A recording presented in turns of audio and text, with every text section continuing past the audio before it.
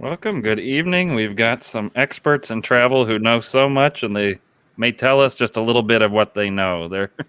They're so classified and experienced in their industries that we'll get droplets of their wisdom. We've got Julian Kheel from CNN Underscored, familiar to Points audiences for many of his nom de plume over the years. Devil's Advocate, bet you didn't know, something or other at the Points guy. Welcome, Julian. And we've got Thank you very much. Marshall Jackson, who is aviation expert, works in aviation in the DC area, and a aficionado of cruise lines. So we're going to talk travel outlook in 2021. And there's regulatory change coming or not. There's vaccines coming or not. There's so much happening. Thank you for joining me, both of you. Happy to be here. And we'll start with Marshall. You actually took your first trip in over 200 days compared to a year ago where you were on the road almost the entire year. So you're a trained pilot's license. As I said, long career in aviation. What was that experience like to be back in the air? That was my first flight in 235 days, and it's different. There's just no other word for it. It was the airports are obviously quieter, but there's hand sanitizer every 6 feet in the terminal building. It's hard to describe. And hey, I put my mask on and I just washed my hands as frequently as I could, and I went flying to Colorado Springs from Washington, D.C. and back. Returned safely over almost 4 weeks ago. At this point, everything was fine, and I'd happily fly again. All right, awesome. And I learned that recently you also flew as in piloting a plane for the first time in 25 years. So is it really just like riding a bike? It's a bit like riding a bicycle. If you don't know my brief but illustrious history in commercial aviation, I was a regional airline pilot and diagnosed with type 1 diabetes just shy of my 26th birthday. And that was the end of my commercial flying career. And that was in 1990, late 96 or early 96. I'm sorry. And I flew with a friend of mine, an old mentor in aviation, retired American Airlines pilot this summer, and a Cessna 172. And he promises me he only grunted on the first landing. So it was all good. And of course, I also learned that your aviation credentials are in question. You've never flown the A380, flown in an A380. I have never set foot on an A380, I'm sad to say. And I may never set foot on an A380 at this point. So, not the way things are going, yeah. No. So, Julian, tell us about the A380. You're the actual flying expert now. I know. I back when I was with the Points guy, I did the A380, the Emirates Fifth Freedom between New York and Milan, and I wrote the review on it because the plane was maybe 1/4 full. At least in economy, where I was, to the point that I actually had not just my row, but the entire 10 seats across. I could see through the window on the other side as well. So I had set up my old, my poor man's business class suite right there. Had all the monitors going, and I was getting ready to expand to the next row and create a kitchen when the flight attendant stopped me. So. Well, that to me that almost then encapsulates, and I used to live in New York, now in Seattle, of how many flights and how easy it had become to travel. That there was this JFK to Milan flight by an ME3 airline that a lot of people clearly didn't know about because it was what, pretty much any day of the week in economy, $400 round trip, and exactly. It was still empty. Yeah, and it was still like maybe in the economy cabin, I think it was configured for 300 or 400 people, and there were maybe 125 people in the whole place. So everybody spread out, had a great flight. It was really, really lovely flight. So I can't imagine how much money they were losing. And all of those flights have ended now, I believe, right? They pulled them not that long ago. Yeah, now that I live on the West Coast, I have just put that out of my memory. When I lived in New York, I would tell my wife I'd only cross the river if it was on a weekend, if it was to get to one of the airports. But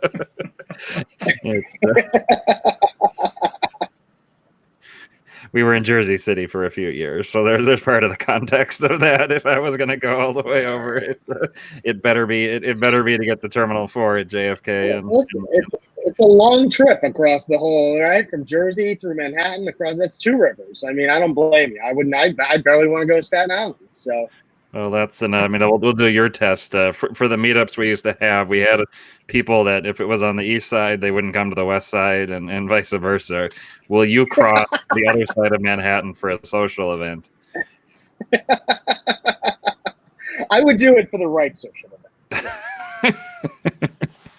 Marshall's a big fan of the 747, and that's on the way out. Have either of you kept up to date on what's disappearing, what's of these iconic airline experiences? What are some of the ones that, hey, Marshall, first, that you're thinking of booking if circumstances allow?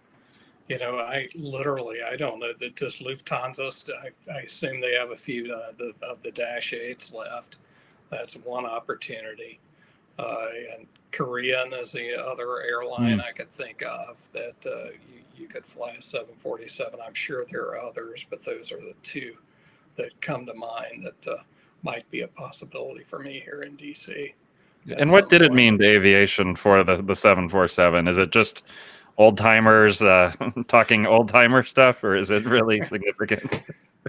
Well, I think it's an engineer. She's an engineering marvel in my mind. Just a gorgeous airplane. There's no other way to describe. I've never seen an airplane so graceful, personally. It's hard to describe, but I think the airplane really opened up widespread international flying to the masses. It made it economically feasible. And Julian, your travels, have you been traveling at all? And what are you prospectively booking, if anything? I have not flown anywhere since March 4th. I was in LA for one night and then came back. And that was the last time I was in an airplane. And I've flown that Lufthansa 748 and I've done the first class ticket with points and miles. And it is just, there is something special about the 747. There just is. I don't even know how to describe it. And granted, there's something very special about Lufthansa first class. But even when I've been sat in economy, I did a mileage run with a friend on one of the last, not the last, but one of the very last month of Delta's, when Delta was doing a 747 out to Tokyo from Detroit. And even at that point, the seats were rickety, and they obviously were, those planes were ready to be retired, but there was still something about being on this iconic plane. And I also remember, I think the 747 was the first time I ever flew somewhere on a upper deck. And there's when you're taking off in that upper deck, and it does feel different. It really does. It's not that same feeling of the wheels leaving the ground because you're another flight up. It's a certain experience that I think you can't necessarily get anywhere else. And unfortunately, it looks like in a matter of another couple of years, maybe you won't be able to get it anymore. Yeah. 35J on the Northwest 747. That's how I started flying from Minneapolis to Tokyo to Shanghai for all my years studying and living in China. And my last 747 flight was in 77K on a Delta former Northwest 747 on the upper deck. And prospectively booking, Julian, are there any of these? We've seen a lot of incredible deals that I've honestly not booked. Have you booked anything for next year? I have one trip set, a business class ticket in late April, and I don't know. I was asking the other night, a couple of friends, what do you think, 50-50? Is it even that good that I'm going to be able to, I'm sorry, to Madrid. Is it even that good, my chances? What do you guys think? You're at the heart you're at the heart of Sounds policy like making. So sounds like 50-50 is not shared in this That's live stream. So yeah, I don't know. I would love to go. Maybe if everything times well with a vaccine, I'll have the opportunity. But I'm certainly not betting the farm on it. I suspect it might get pushed to later in the year. We'll see what happens. I'm just listen. If at least by this time next year, I'm still not able to go anywhere, that's going to be very frustrating. It's frustrating now, but hopefully the light is at the end of the tunnel. Maybe it's another 6 or 9 months. So. Julian, what has it done to your productivity to not be jet lagged? Well, that's a really good question. Don't ask my boss that, because he might have a different answer. So, because I would tell him, I'd be like, oh, I'm just much more productive on the road. And he would say, are you sure? Because, I mean, if I fat finger or do something really dumb, I don't have that fog of jet lag to blame all on me. Oh, I just got off a flight. That's what happened. Yeah. I guess I've just tried to take a perspective that I've benefited by so much travel in my life that I need to, be a little bit in moderation at this point, and what I feel like the best I can do is stay where I am and be productive as I can in this place, and not chase around. I've had many great opportunities to travel. I can't at all say I'm so horribly deprived. So that's where I left it, and I've actually tuned out. With this interview series, I've been getting back into hearing about the news, and I really not kept much tabs except trying to occasionally listen to smart people. Marshall, you are back blogging. I'll share the link. You asked, when are we going to cruise again? So tell us about the glorious upcoming future of the cruise industry. Well, I'm sure to be glorious eventually. I just don't know if it's going to be glorious very soon. It's going to be tough, minus a vaccine, I think. However, I believe there is a model for some, I don't know if one-off is the right word, but maybe some limited cruising. If we can get to a point in America where we have access to rapid testing that's relatively accurate and, readily available whenever it's needed. And I think you could potentially create a bubble with testing, controlled port visits, probably a focus on the private islands, and some other one-off experiences. If you stick to ship-sponsored shore excursions, that there could possibly be some limited cruising before there's a vaccine.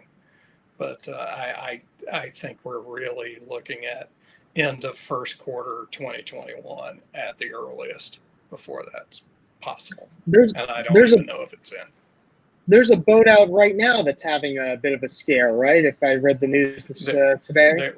One of the small ships, Sea Dream, which Gene Sloan with the Points guys actually own. I guess somebody tested positive on board. So everybody's quarantined to their stateroom currently, or at least when I last looked. But that's just one case. But I think they had to do at least a couple of tests, maybe 2-3 days before they got on board at the port, and then on board again. And I guess when they were testing on board, they caught a positive case. Now, whether that'll turn out to be, a false positive or not, I don't know. But right now, at least when I last looked earlier today, everybody's quarantined to their stateroom. And the ship's heading back to the home port, which is Barbados in this case. And I guess that should have been assumed almost that would happen, right? But was it? Yeah, I think that was the plan if that happened. They're not under the auspices of the CDC because they're sailing from Barbados. And, and just reading the article that Gene wrote, once they got on board, they didn't have to use masks. And, I would have thought that perhaps maybe mask usage when you're out strolling around or whatever might have been Uh-huh. a good idea. But Uh-huh. we will see.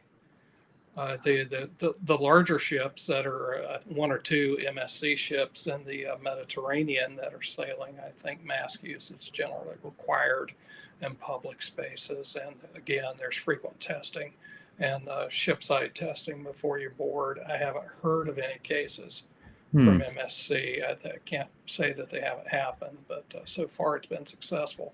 So point being, I think it's possible to create something of a functional bubble. Mm-hmm. And if you've got the backup plans in place to deal with positive cases, it's probably doable. I would ask, some guy like me who likes to cruise, yeah, I'd go. Would Johnny, whoever, who's going on his first cruise find that attractive? I don't know. I doubt it, to be honest with you. So I think it's going to take a vaccine to get. No, go ahead. No, I think it's going to take. Go ahead. But to follow up on what you're saying, Marshall, is right, there are obviously there's newbies and there's things like that, but there's also a die-hard cruise community. Oh, there is. That there's going to be, and they're coming back. I mean, people are like, "Oh, cruising is dead," and I'm like, "Cruising is not dead. Cruising will be back, bigger than ever once this is over," because there are people who adore cruising, and they are going to. There's going to be pent-up demand for it. At least that's my opinion. What do you think? I absolutely believe there's going to be pent-up demand for it. And, one of the requirements of the recently released CDC guidelines to resume sailing from America was they're going to have to do some test cruises to test their protocols. And, some of that will be employees, shoreside employees, I'm sure. But I could envision a queue of diehard people like me, just chomping at the bit. Yeah. They'd probably be sleeping out on the ships waiting for the crew to get there. Yeah, I've been here the whole time. The only time I've been on a large cruise ship was a friend here in Seattle. His brother used to be, chief purser or head of hospitality on one of these, and it was in port, so we were able to come on and have lunch with him before it would set sail for Alaska. And because we were meeting a staff member, we could get on early, but there was some kind of early boarding for their ultra elites. This was about 11 a.m. And they said, "Oh, it's starting." They made an announcement, and it was about 11:04 that we were on some way upper deck, and there was already a couple that had made it up there that was down to their swim trunks, like had a slab of prime rib next to the pool. How on earth did how'd you get here so fast? Yeah. And so clearly there's a system to it, but it's been interesting to me. I mean, how there are points travelers who are into cruises, but it's clearly just a totally separate life of websites and that. I mean, why is it so separate of the people? I mean, everybody crosses over a little bit with the hotels, but you've got the points travelers that are generally the community I'm around, and in airlines, hotels, credit cards, and cruises just seems another universe. There's not a points currency that you can leverage in the same way you can leverage an airline program or a hotel program. Cruise lines have credit cards, but they're generally speaking the penny per point value. They're really not a good value. Frankly, I don't have a cruise line credit card. You're better off with a 2% cashback card, to be honest.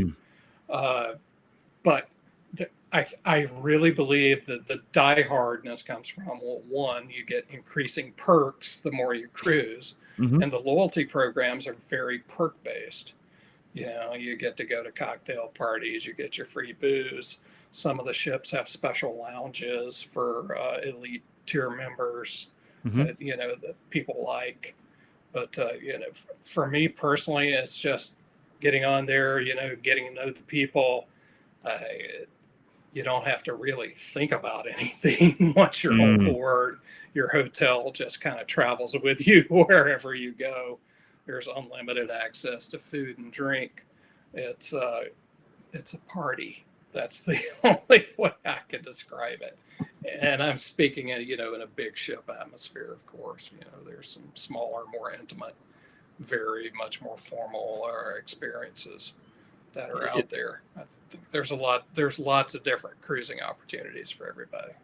Is there crossover with the Vegas casino crowd? Royal Caribbean had an agreement with M Life, and in fact, I think it still exists. There's some sort of tier status, M Life Platinum, I want to say, to Royal Caribbean Diamond, Diamond Plus.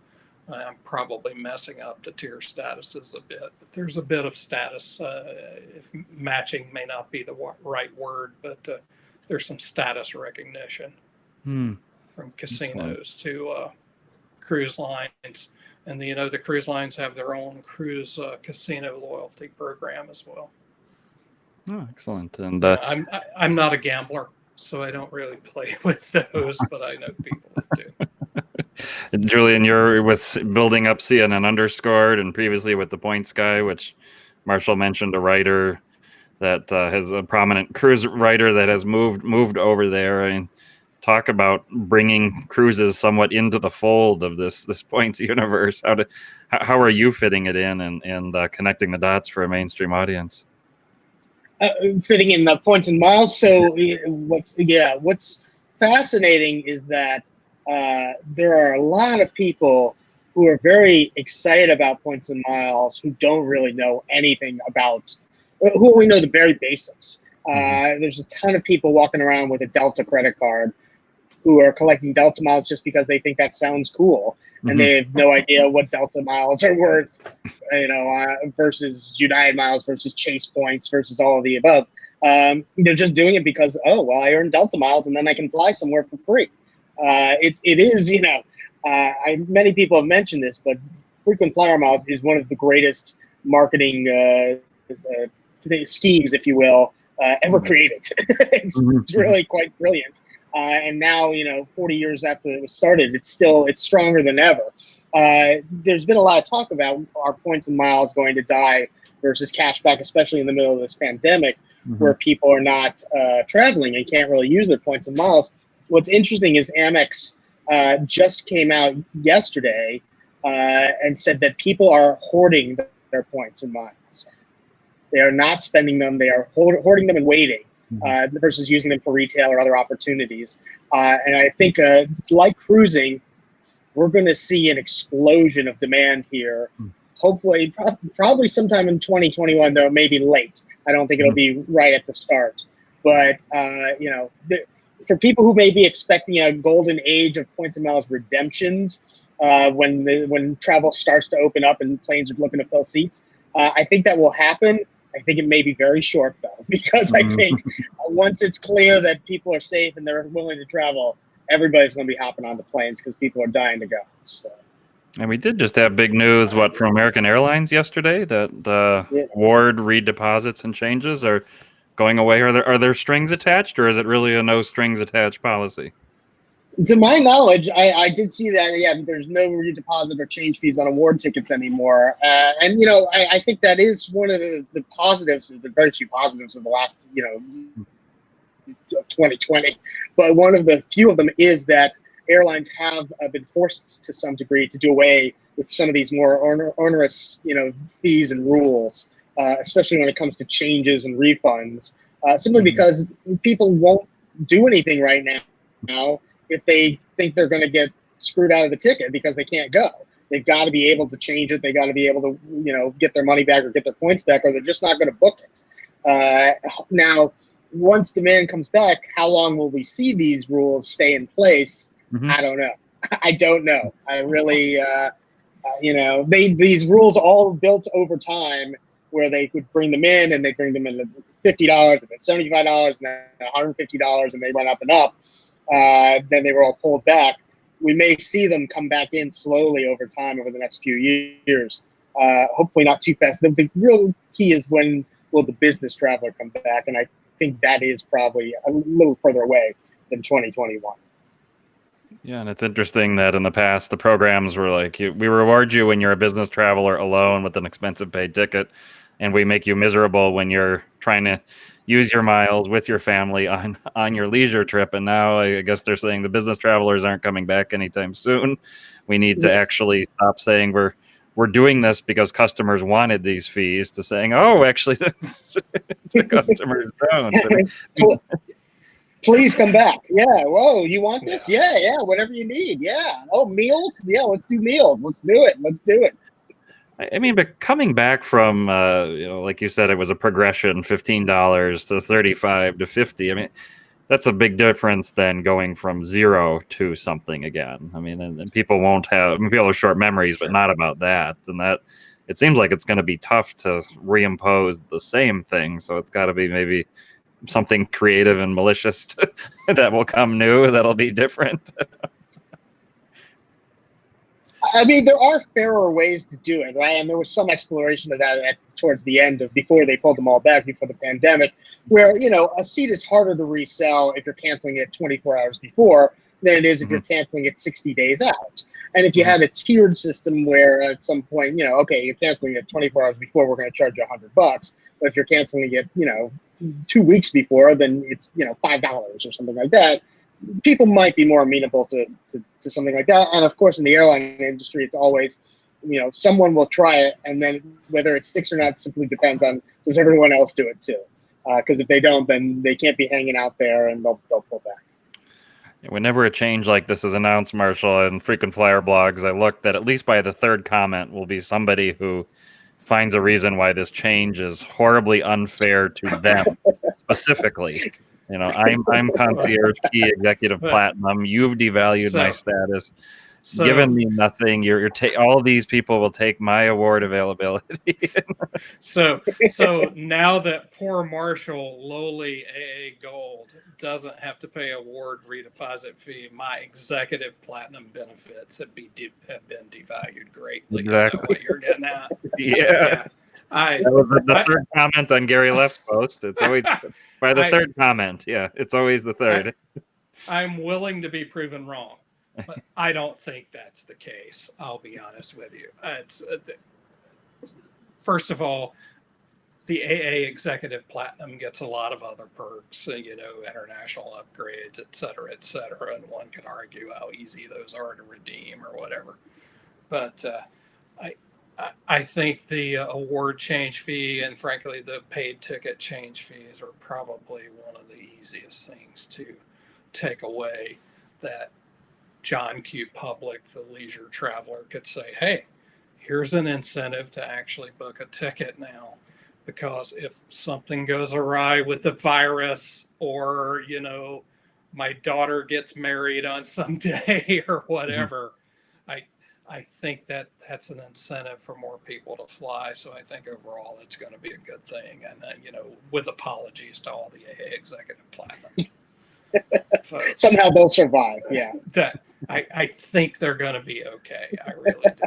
Yeah. And I understand it, they've got other things coming in 2021 for them too. So I've always disliked this idea that the last rung of the ladder should only be where I can grab it, and then anybody else one below, pull it on up, and, you get nothing. Listen, if everyone's elite, then no one is. Okay, so I have to be better than you a little bit. So in that stretch, thanks to not a flight but a credit card bonus last month, I became a Delta 2 million miler, and so I do have a stake in diamond status as well. I mean, if loyalty programs were about the benefits for business travelers, and one of those big things was flexibility, that's being offered to everyone. What is the shape of loyalty programs? What are the differentiators they're going to look at in the next few years? I think that when I've been elite on some airline now for I don't know how many years. Some years it's just silver or gold. Other years it's been platinum or diamond. And personally, I think that the upgrade is always the most loved benefit as far as for me and for people that I talk to. And if business travel does take several years to come back, a lot of those seats up front are going to be available for upgrades. And frankly, it's an easy win for the airlines because there's a small marginal cost as far as food and service, but it's really doesn't cost them. If they're not going to sell the seat anyway, they might as well make their elites happy, or at least 16 of them, or whatever, depending on the configuration of the plane. So I think that they still have, there are still perks that airlines can offer, and I'm sure there are others they can come up with. What's been really impressive, actually, I think, in a related way, is how creative the credit card companies have been over the last 9 months in adding perks to their cards, their travel credit cards, where you can't use a lot of the perks that exist, where they've added perks that you can.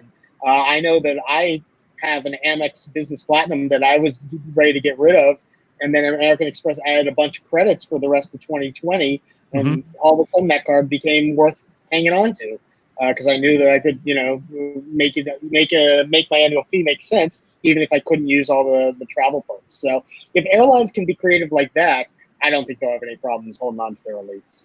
I know. I now spend every month, all of the months, probably a work week of time, just making sure I've redeemed every credit I've got on these cards. It's like, please, no, don't. It's like they're extended to 2021. It's, oh God, am I going to be scheduling endless T-Mobile payments for for indefinitely? Make sure that cell phone bill is going to the right card for sure. Yeah, I've become very close friends with the people over at my old Kinko's Federal Express. They're like, oh, you want more packing tape? All right, more packing tape for Julian Kheel. Here you go. I went to the post office to spend my Business Platinum credits and thank them. 19th Amendment stamps.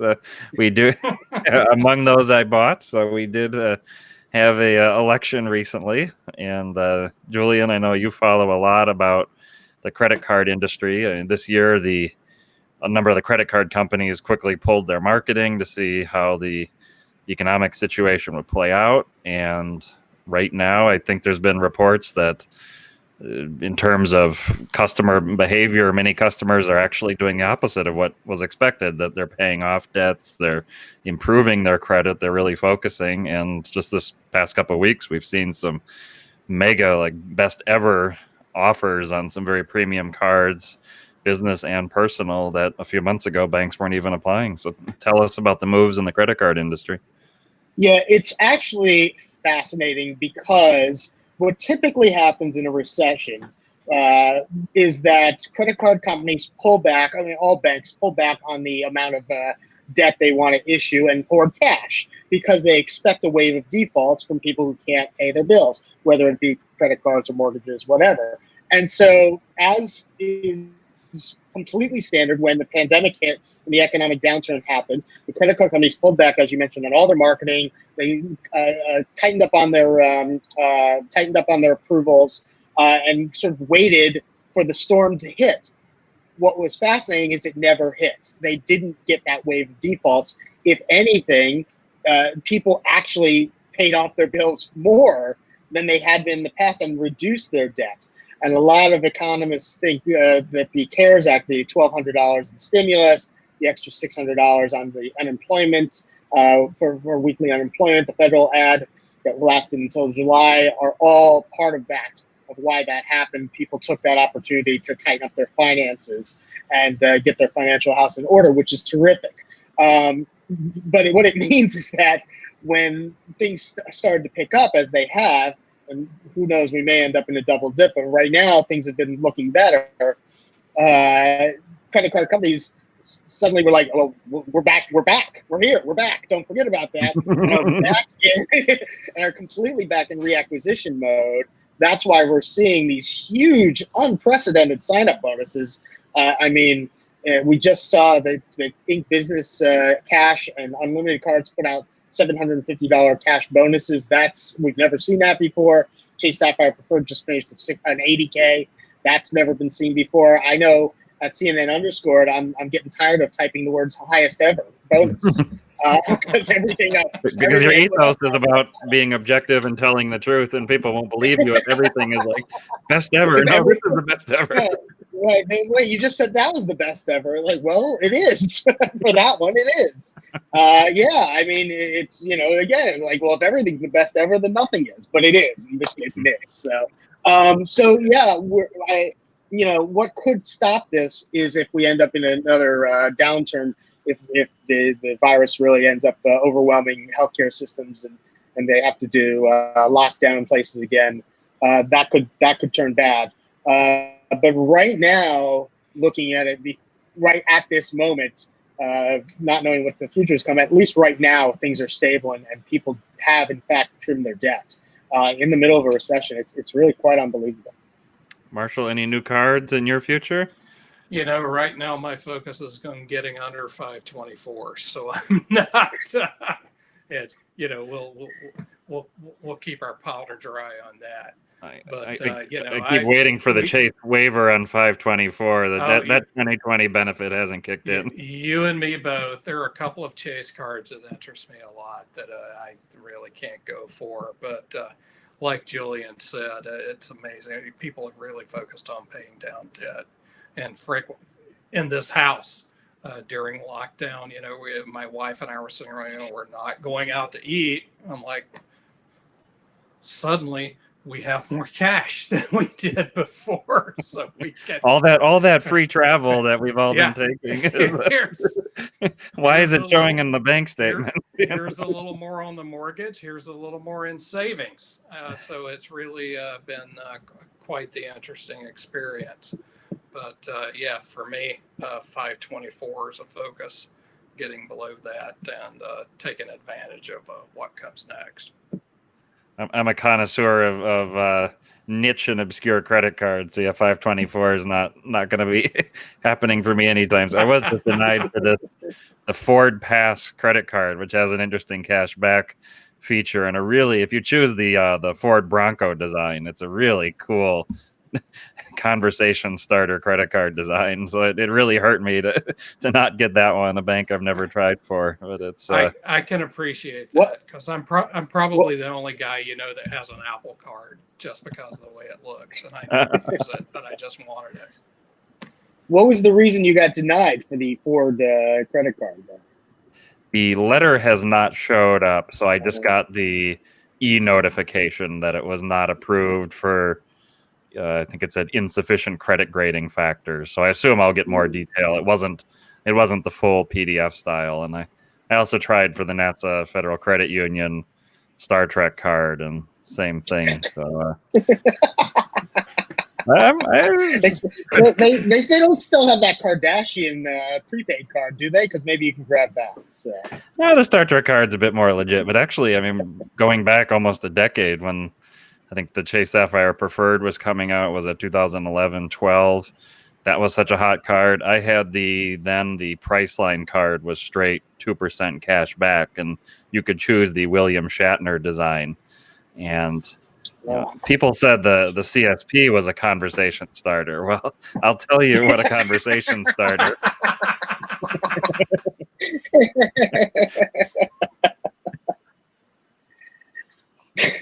Do you have my credit card?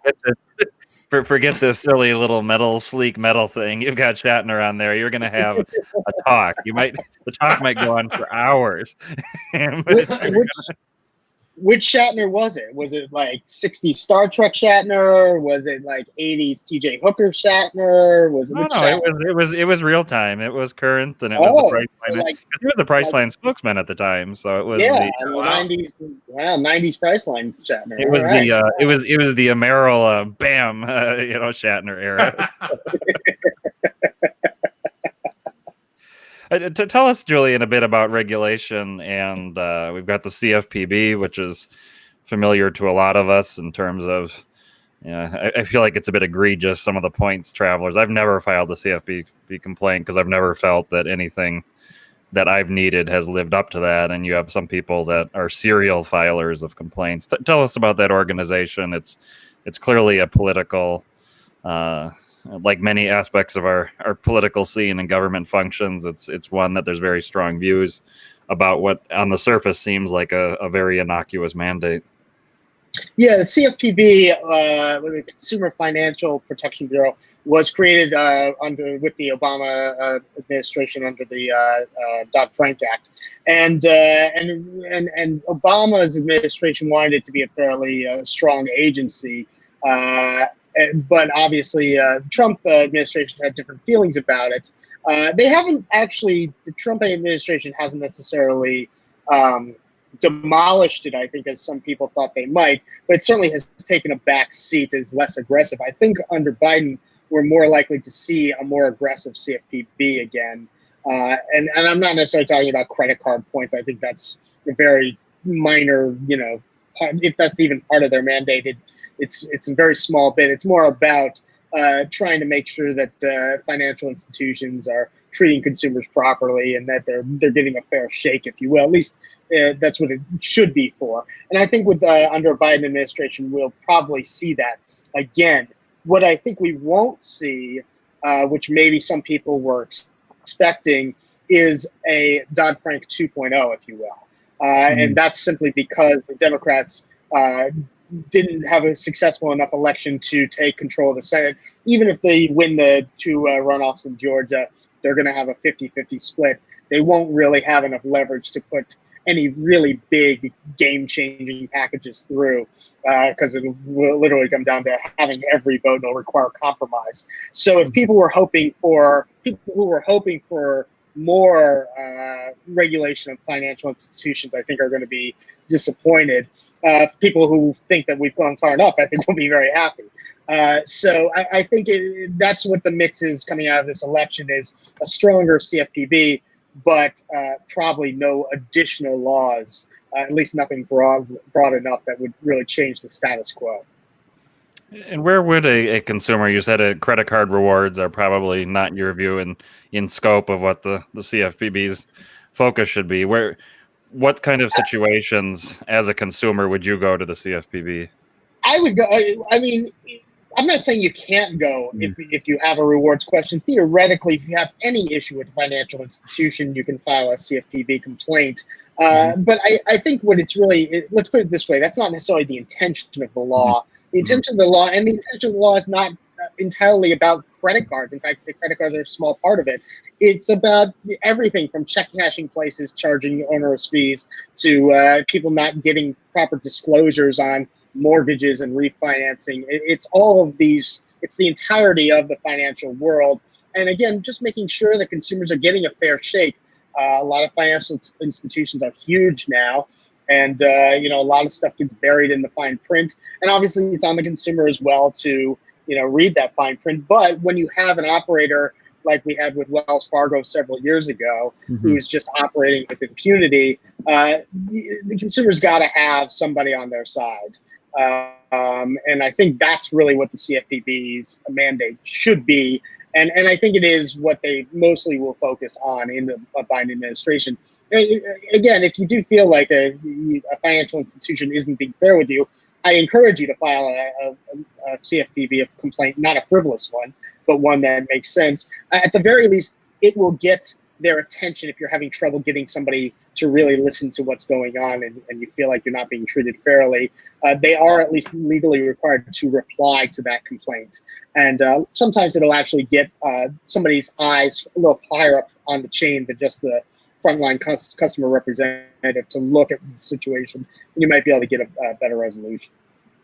Excellent. And there's been a lot of innovation in banking, bank-like products. I'm thinking of SoFi as one that's been very popular amongst travelers. Some of these, I mean, they're advertised as no strings attached or much less punitive type products. And my experience of a number of them is they actually are.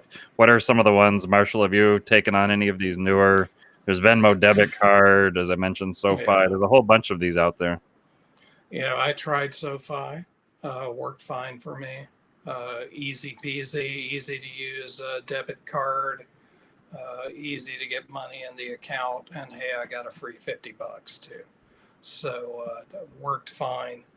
That's the most recent thing that I've used. I'm not certain it's going to replace my Charles Schwab checking account for my, various international exploits that I hope to return to sometime in this decade. But that's one thing that worked very well. Venmo has been fine for me. Other than that, I haven't gotten really too experimental in various financial alternatives of late. I'll tell you something that. Sorry, go ahead. I was going to say, I think one of the hot young ones is Cash App. Really seems to have a lot of take up in these boosts and discounts and friendly products. So I was curious, Julian, if you've dabbled with Cash App. You're staying hip with the 20-year-olds.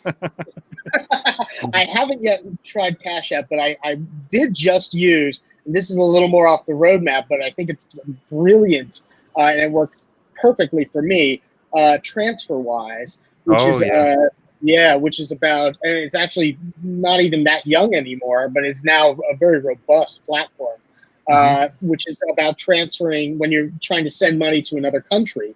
And they have, historically, currency conversion is extraordinarily unnecessarily expensive. You're paying not only a fee to somebody to do the currency conversion, but you're also they're taking a piece of the float in the actual exchange. So in other words, if you send in dollars and you have to pay $1.2 for every euro or whatever the exchange rate might be, they're going to charge you 1.3 and take that extra 10 cents per dollar. What Transferwise does, they eliminate that entirely by simply keeping what they're really doing is matching transactions. So in other words, if I'm sending dollars to Europe in euros, they're going to match that with somebody sending euros to dollars, and they're not actually going to move that money at all. They're simply going to say, okay, the $1,000 that Julian was sending in euros is now this 1,200 that this other person was sending, and the $1,000 in US that I put in is now theirs, and then they pass it on to the right accounts. It's brilliant. You don't have any conversion at all. You just literally change the numbers of who owns what money. It's extremely fast. And the money is already there, so it's also very fast because it's already local, and all they have to do is transfer it to the local bank account of whoever you're sending it to. And to make that all work, they also have to keep afloat in these various countries to make sure they have enough money to cover all these transactions. But again, it's been building over the years, and it really works. I got money from here to Croatia in less than 24 hours, and I think for a $350 transfer, I think I paid $7 flat and got the market exchange rate. It was fantastic, and the platform itself, the technology is great. I really thought they were great, and there are other versions of this as well. But I used Transferwise, and I thought they were terrific. And I'm not getting paid. I have no relationship with them. I just used it myself and really, really thought it worked well. Yeah, I'm a big fan. I've signed up for many of these. I would say in general, I've not succeeded in finding any point style plays with Revolut, with N26. I've got a whole collection of these. But I mean, Transferwise, and as a small business owner, even as say a digital nomad, one of the features, and I connected the dots a bit, you said about the matching is you can, for free, I think it's about 20 currencies that you can just click a button and you've got a local bank account number that a local person can send in their currency without having to go to any special conversion, any special wire transfer forms. They can just send that. It's a fully local bank account and you have no fee. It's about 20 of major currencies around the world that you can just activate, and you're up and running in banking in your business, in all these major markets of the world. And other markets are available to add for some additional fees or some procedures. But it's just, you think about, I lived in China for a decade. And that was a place relatively easy to set up a bank account, but it still meant, do you have your paperwork? Do you have this, that? And, so suddenly you've got a client in the UK and you just flip that button and, here's my UK bank account number, send it on over. It is amazing to see that. Yeah, I believe they have a debit card product too, where you can put money out in the local currency wherever you're traveling. So I haven't tried that yet, but this is the sort of thing when people talk about disruption. This is to me a typical example of how do you improve the currency conversion situation that's been, like I said, historically bad for decades, just overpriced. Yeah, it's especially with U.S. banks. It's like you can be in an overseas country taking money out of the ATM. You can get a decent rate, maybe not as good as the Schwab and the fees. But if you do a same wire transfer through the bank, you're just going to get destroyed on it. And these are, it's. Yeah. You go pay half the money you send is going to go to fees and them taking the float. So yeah. People are curious about CNN Underscored. If they've been following you, Julian, through the your career points writing, tell us about what you're building at CNN. Sure. So CNN Underscored is the e-commerce section of CNN. People who are familiar with Wirecutter, that's the e-commerce section of the New York Times. So Underscored is the same thing for CNN. It covers, Underscored itself covers a lot of different areas. There's lifestyle, there's travel, there's tech, there's wellness. But what I'm doing is the money section, the finance section. We're covering all sorts of personal finance. It's reviews of products. It's offers that you should pay attention. And by the way, now is the time to refinance. If you have a mortgage and you have not looked at refinancing it, look at it. At least look at it, because rates are they just aren't. It's historically low. You can save so much money monthly, or you can cut down the amount of years you have left on your mortgage. It's worth looking if you haven't by now, because of the rates, and I think they're going to stay that way for a while too. So, but in any case, yeah, we cover all sorts of things. We cover checking accounts, saving accounts. We cover credit scores, and we tell you, like this card is a good card because of this, but it's not so good because of that. And we actually use. Marshall had mentioned, that like cruise credit cards are not as good as just this plain old 2% cashback credit card. That's what we use as our benchmark as well. The City Double Cash, which earns 2%, 1% when you buy and 1% when you pay it off on everything. And that's what we use as our benchmark when we're comparing every other card. And that doesn't mean every card has to earn that much, but if they don't earn that much, then what else are they providing benefits-wise that would make it make sense? So yeah, we've built. We just started the finance area in January, and so it's only been about 10 months or so. But we've built out a nice little platform there, and you can find us right on the CNN.com homepage. If you go there, just scroll down a little bit, and you'll see the CNN Underscored is maybe not even halfway down the page. It takes up the whole page, and you'll see all of our content. Yeah, fantastic, and congrats to that. And it seems that the next generation of people that want careers in writing and journalism, these efforts like Underscored are a way to, the classified section of the newspaper is a thing of the past, more or less. So there's these. Yeah, all media, old media, and they want to add to their business model. Obviously, advertising is really just one revenue stream. You don't want to rely on it. So, all of these e-commerce plays are adding to the possibilities, to the revenue possibilities. And it's important, just like the editorial side of CNN, we are very careful about what we're writing versus, what products we're talking about. We don't. We aren't influenced by the people who we're writing about. So yeah, it's true CNN editorial as well as being e-commerce. That's fantastic, and I love that using City Double Cash as that important baseline, because it's a no annual fee card, major bank, and 2% is awfully hard to beat, and there does need to be. I always tell people, they're like, which card should I get? I know some people say Sapphire Preferred. I say, if you don't want to think about it, and you just want to get as much cash back you can with one card and not ever have to think about it or pay an annual fee, get a City Double Cash and you're done. That's all you need. Marshall, you've been covering this field for a long time.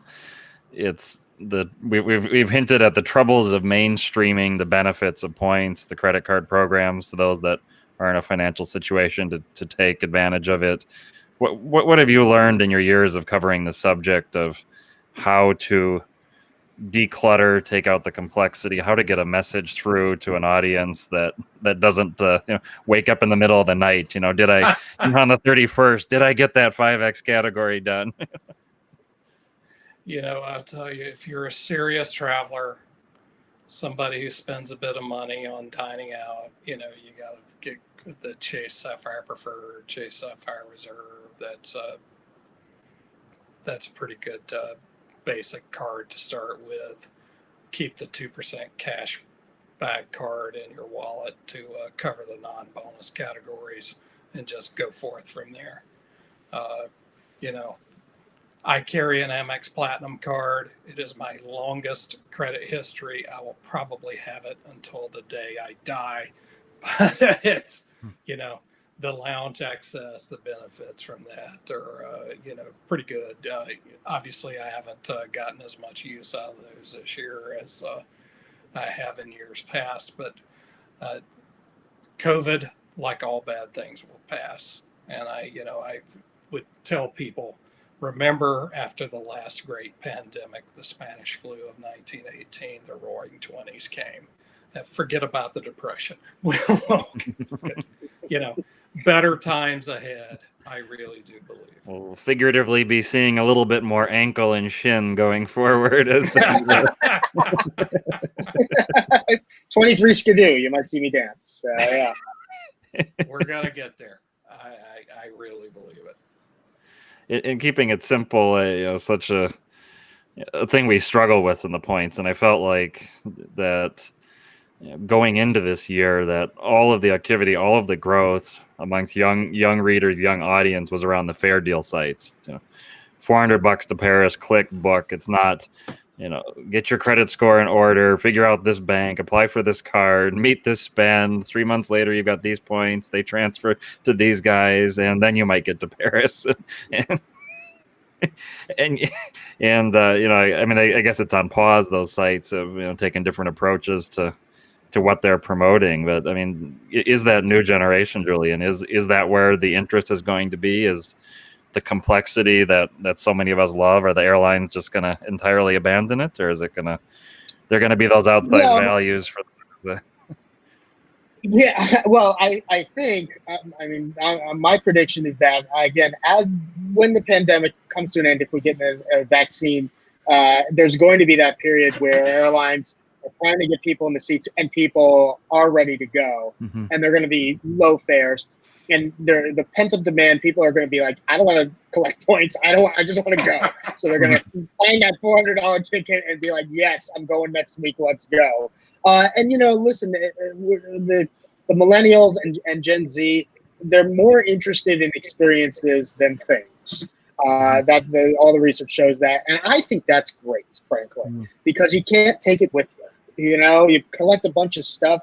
What do you have? You just got to go. When you travel, you have an experience that you keep with you the rest of your life in your memories. And you also, I think travel, makes us more human. We see what my most fascinating thing about travel, wherever I go, is not just the differences, which obviously different cultures and different countries we do have differences, but it's the similarities.